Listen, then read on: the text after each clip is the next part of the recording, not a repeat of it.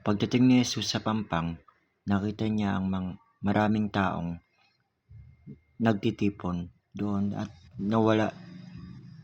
naawa siya sa kanila sapagkat para siyang mga tupang walang pastol at nagsimula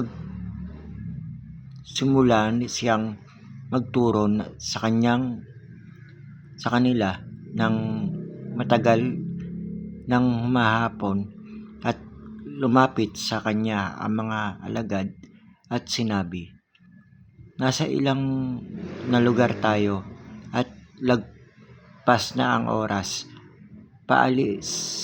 Paalisin mo na siya nang makapunta sila sa mga nayon at bukid sa pagligid at makabili ng kani-kanyang makakain."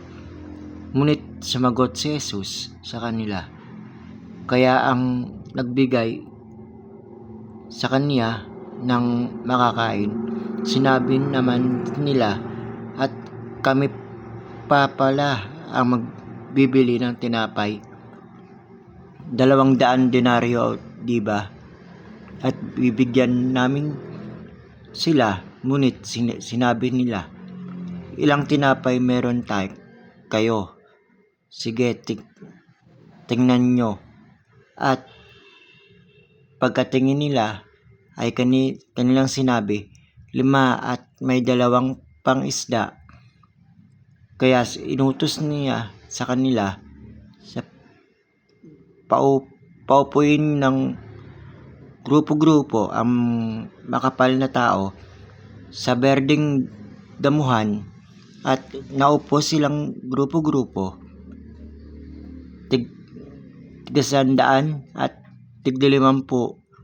Kinuha niya ang tinapay at 2 isda, tumingin sa langit, nagpuri, hinati ang mga tinapay at ibinigay sa kanyang mga alagad para ibigay din sa mga tao.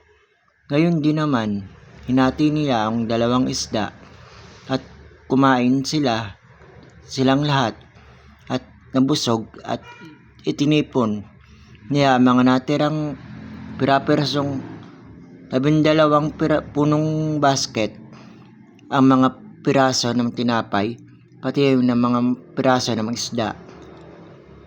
Mga 10,000 lalaki ang napakain.